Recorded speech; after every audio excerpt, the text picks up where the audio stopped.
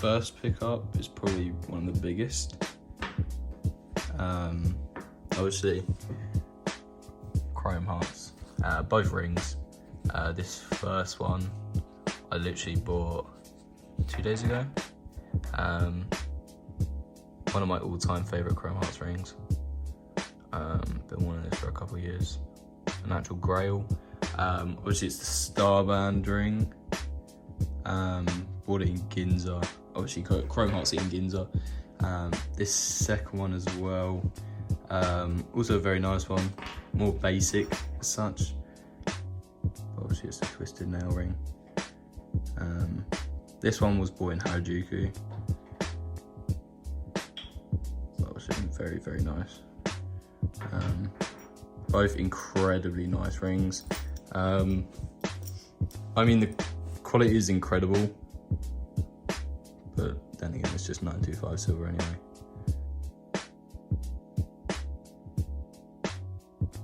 Obviously, this one fits very, very well. It's like my size exact. This, obviously the nail one, it's a bit sort of not as tight.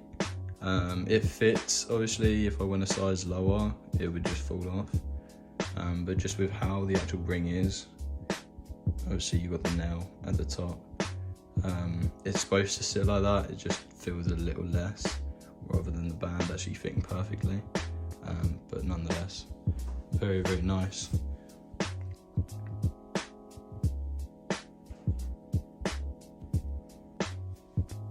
This one itself, tax-free, was about £600, that is, which is I think 80,000 yen.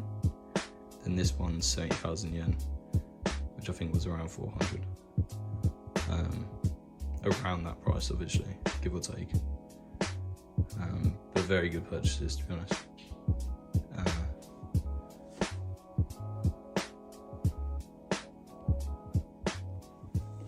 One of the other big pickups I've got, obviously here, they're quite beat because I literally wear them every single day in Japan.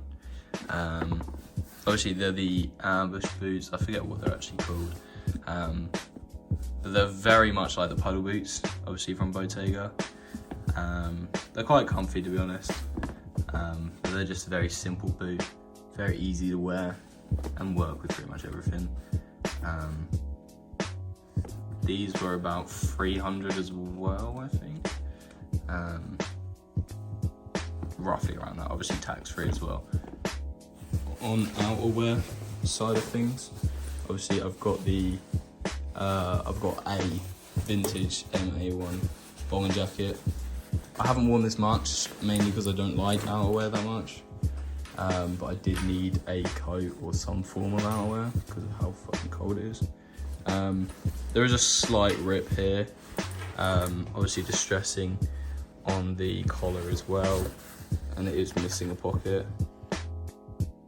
My other pair of sweatpants, obviously I bought these in Japan, these being obviously Balenciaga.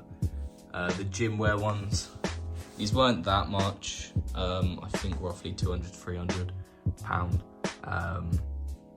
but they were just a nice heavyweight jogger. Obviously they're cuffed, I'm not a huge fan of cuffing, but they work nonetheless. I mean, they are very heavyweight. I think they're like 500 GSM, which isn't incredible, but they fit very nicely. Nonetheless, I'll get my wear out of them, so I feel like it's somewhat worth it.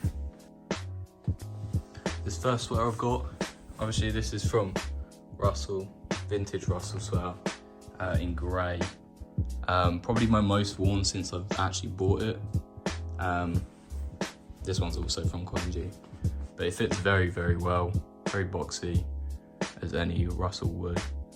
I did need something grey, obviously for a sweater or even just a hoodie, and this was probably the best I could find.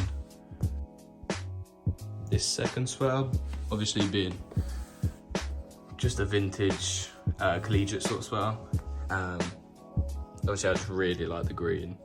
It fits quite boxy as well. It's kind of long, but with how tight the actual hemming is, you can sort of keep it in and it sort of stays boxy.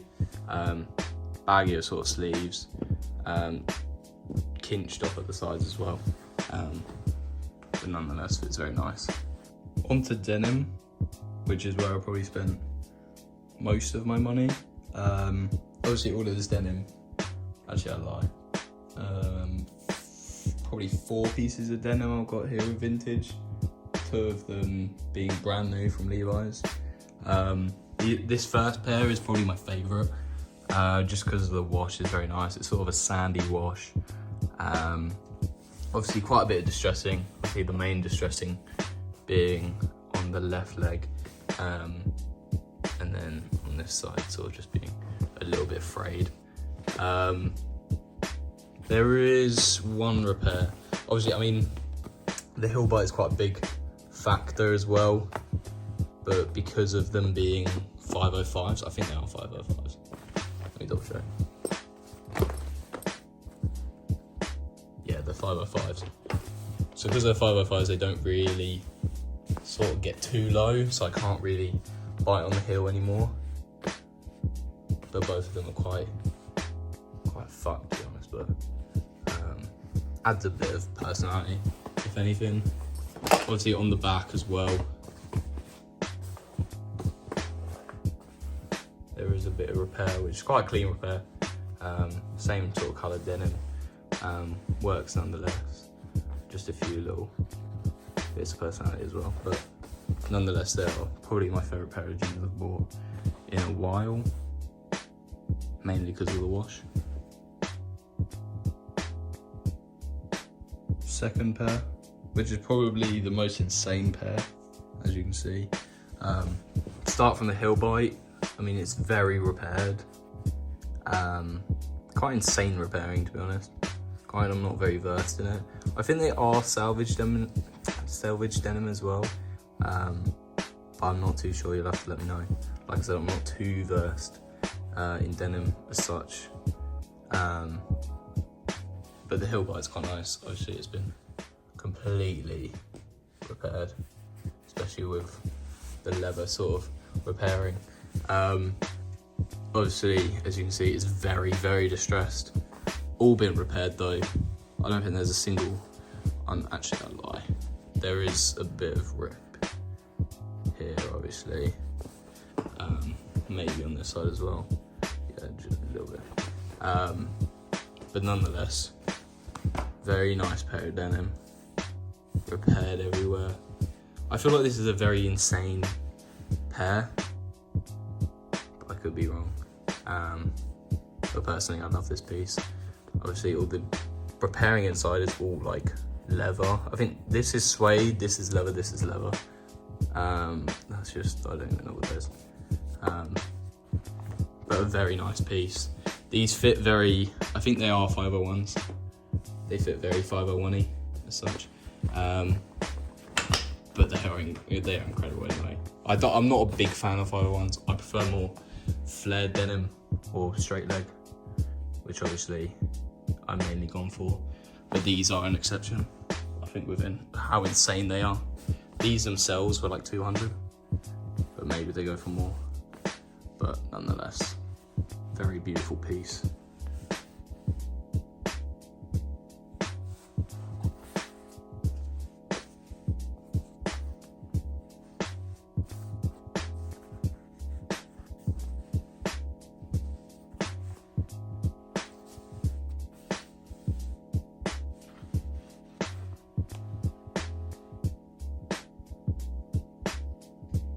As the third, vintage denim that I've got. Obviously vintage jeans as such. These are very, very flared orange tabs. The flaring is insane. I've been looking for more flared jeans that actually properly flare out.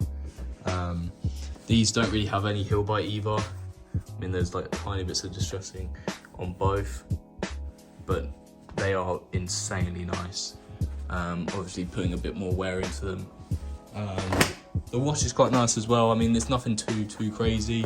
It's sort of a basic wash, but they are incredibly nice. But as you can see, that that flare is very, very, very nice. A little shit stain at the back as well for the personality. Yeah, orange tabs as well. And there's the last piece of vintage denim that I've got. This incredibly nice denim jacket. I've been wanting a denim jacket for a while. One that fits very well. I think this is a type 1. Like I said, I'm very not versed in denim as such, especially jackets. But this is a very nice piece. The wash works perfectly with the first pair of denim that I showed you. Like you'll see on the screen, obviously. I'm a very big fan of the denim on denim, but these are very, very, very, very, very distressed, which I'm a big fan of, to be honest. Obviously with the collar as well, it's very distressed. Like I said, the wash is probably the most nice part as well. It's, like I said, it's sand wash, which also looks very nice with the jeans. It was lined as well, as you can probably tell. It did have a blanket liner in. I removed that just because, I mean, mainly because it was fucking itchy as fuck, but I feel like this works a lot better just because it's a lot less thick. I can obviously put a jacket under, sorry. But it just means I can wear more stuff. And especially for summer, I feel like I'll be wearing it a lot more. So obviously not having that liner in there is probably the best part. To finish it off, I've got two pairs of brand new Levi's. I think this is the new ones that they brought out. They're the 567s. They're more of a, flared. I think they're called the Stay Loose. Obviously they just flare a lot more, as you can see on the screen. Which obviously I prefer in jeans, especially having like a nice baggy pair of jeans. They always work very well. Oh, I've also got them in black. The black is like a nice sort of faded charcoal black, but they're the exact same. Nothing too crazy. Obviously the 567s. But like I said, they just fit very, very loose. A bit flared as well. These last two pairs of denim I got from Ragtag. So they're like as you know, this one I got from a vintage store in Coventry. I forget the name, to be honest. These are a vintage pair of number 9 jeans. They're just very nice. I mean, the fade is quite nice. They fit like 505s, so more straight leg. I mean, there's not really much to say. They're just a very nice pair of denim. Obviously on the back, got the pain tag. Also the crying heart leather tag, which is very nice in itself. Overall, a very nice jean. And finally, I've got this pair of Anderson Bells, which is obviously a very flared piece of denim. This is probably one of my favourites that isn't really vintage. Actually, you've got the Anderson Bell tag there. Mainly because of the flare, but also the backs are probably the most insane part. Just I've never really seen this, which is the pockets being completely ripped out. You got a lot of the fraying here, but it just looks very nice from behind. It's kind of a pain not having the back pockets, because I use my back pockets quite a bit, but they just look very, very nice. A very nice piece of denim. I mean, yeah, they're incredible.